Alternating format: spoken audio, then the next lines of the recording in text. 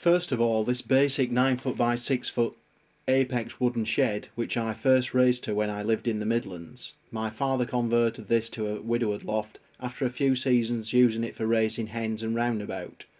Earlier this year a new roof was fitted and felted, and the plastic covering the front louver was renewed. There are 2 glass windows in the front of the loft which allow in light, but the birds cannot see through, and this is a requirement for most widowhood lofts. Your birds should not be able to see other birds outside, as this may agitate them and prevent them from resting. Trapping, or the bird's entrance to the loft, was originally open door, but now, as I am on my own, I prefer to use stall traps. You can see the 5-hole stall trap above the wood and perspex bay, in which the 2 small perspex doors slide across to allow the birds to go out. These 2 birds will show you the standard trapping procedure. I hardly ever lock the bob wires and just let the birds go in and fly to their nest boxes, where I can pick them up calmly and remove the race rubber if necessary. This loft faces east. Now this is the ventilation in this loft. We've got the stall trap and the bay. Air can enter through the stalls.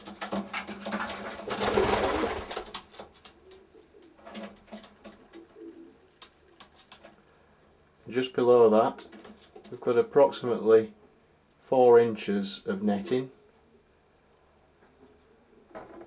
where the air can enter.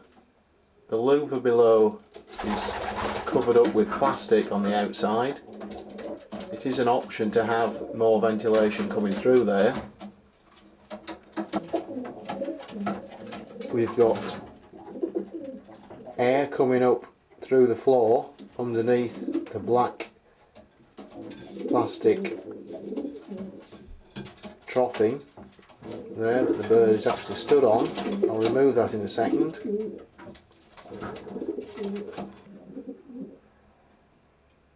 You can see the ventilation strip. Again, it's just a strip of about 3.5 inches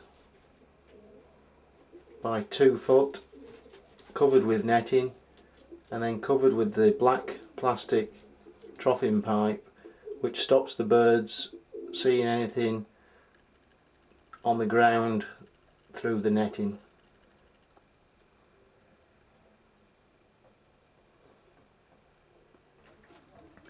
We then have 2 louvers underneath the nest boxes in the back of the loft, one at each end of the loft. One there,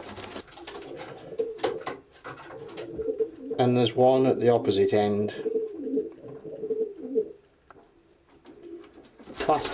Standard plastic louvers where the air can enter the loft low down to give good ventilation for the pigeons.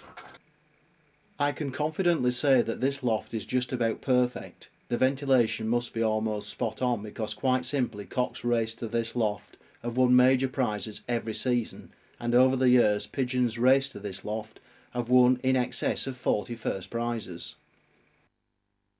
There are 12 nest boxes in this loft, but these are slightly smaller than standard widowwood boxes. This was simply to be able to squeeze in 3 rows of 4 boxes. The nest box front fittings are slightly different to fit the smaller size box, but this is the standard principle for widowhood, the nest boxes requiring 2 compartments, one of which can be closed to contain the hen. In fact, this is the main overall requirement for operating the widowhood system, a nest box which can be divided into 2 compartments where the cock and hen can each be placed so that they can see each other but not have close contact. Moving on to my newest loft, this arrived in August 2005 and was built by Norton Sheds to my own design. As yet I have not raised widowwood cocks to it, just a few later bred young birds. The trapping for this loft is again through the Petron 8-hole stall traps,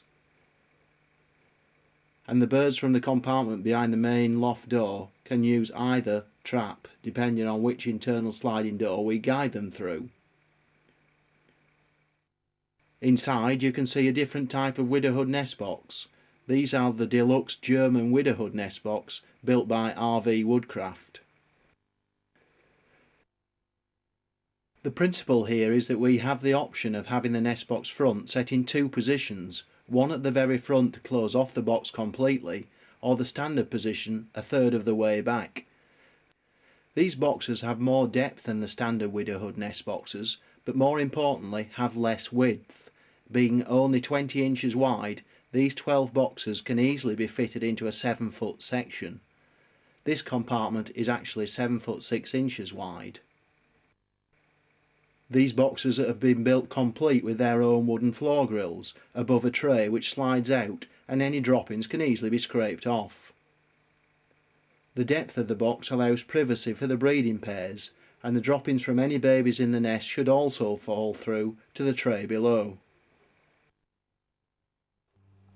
Now the ventilation in here is through a 2-inch strip at the back in the roof, just below the roof.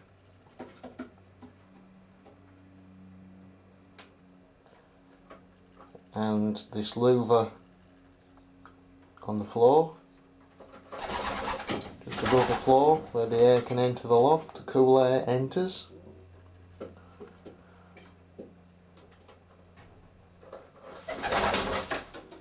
And as on the other lofts, we've got the stall trap and bay. Again, air can enter through the stalls and just below them.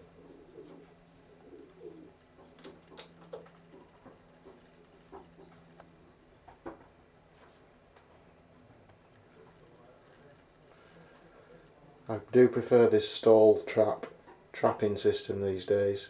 Once the birds are in the loft, then they're locked in and they can't get out, which is always a good thing for widowers. You don't want them to go in, take a feed and then go back out again. Sometimes you can never get them back in. In my main racing loft, which has a tiled roof, the left hand section, which measures 10 foot 6 inches by 6 foot and is underneath the clear perspex tiles, is dedicated to widowhood. Next to this I have a 4-foot section which is used for corn and basket storage and allows a complete separation from the two young bird sections to the right of the main door.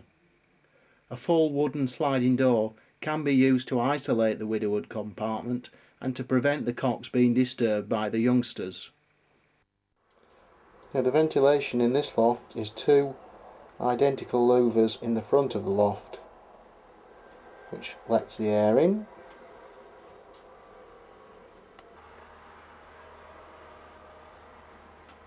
Of course there's the trap and bay. Air can enter through the stalls and just below the stalls.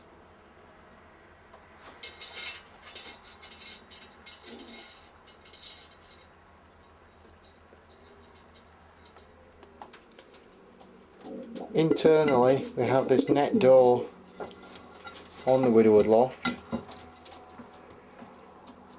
which is open during the day, and we can close it off with a solid door which slides behind it. This is a view up into the roof space, and we have perspex tiles up there, a row of perspex tiles and also the solid tiles. The perspex tiles allow the sun through, which warms the air in the loft, which causes the air to rise and is replaced by the cooler air through the louvers at the bottom. Now these are the two louvers on the front of the loft. Behind those cowls are two louvers which allow in the air. We've got the trap and bay, and you can see the air can enter through the stall trap and just below the stall trap. The tiles on the roof, perspex tiles and solid tiles. Obviously there are gaps underneath the tiles and also the ridge. Here is a louver in the roof space. This allows air in and out of the roof space. Inside this compartment are 12 standard Widowhood nest boxes, which are 30 inches wide. I use plastic grills on the cox half of these boxes, and any droppings fall through and can easily be scraped up. I watch the droppings of the birds regularly, as they indicate so much about the general health of the pigeons. I ensure that there are no other available perching areas in any of the Widowhood compartments, because it is important that the pigeons regard and treat their own nest box as their domain. We don't give them any other options. Many Widowhood flyers will tell you that the Widowhood cocks fly home to their own nest box more keenly at times than to their hens. You should at all times encourage the bond that the pigeon has with its own nest box, and it is always good practice to keep a cock in the same nest box throughout his racing career. I believe it is better to have all the nest boxes on the same wall and allow each pair privacy. You should therefore avoid positioning the boxes so that other cocks can see into their nest boxes. Again, this can cause irritation and agitation to your team, and they would not rest properly. Maximum rest and minimum disturbance is a very good policy to adopt with Widowhood cocks. When you have the Widowhood loft and its ventilation completed and the nest boxes in position, you can then consider which birds to use for Widowhood. Most cocks can easily be flown on the Widowhood system, although it is better when they have some maturity. Each season I would expect to start my yearlings onto Widowhood, and there is really no upper age limit. Many fanciers suggest that it is better to have a family of pigeons whose ancestors have had many seasons of racing on the Widowhood system, using the terms from Widowhood stock. But the simple fact is that cocks flown on Widowhood can achieve a high level of fitness and condition, and these pigeons should then be very responsive to any racing system. I still believe that pigeons are at their peak for most racers when they are 2-year-olds, and at 3 years old should be capable of competing in any race in the programme. But it is best to start them off as yearlings, and hopefully the good ones will remain in your team for several seasons.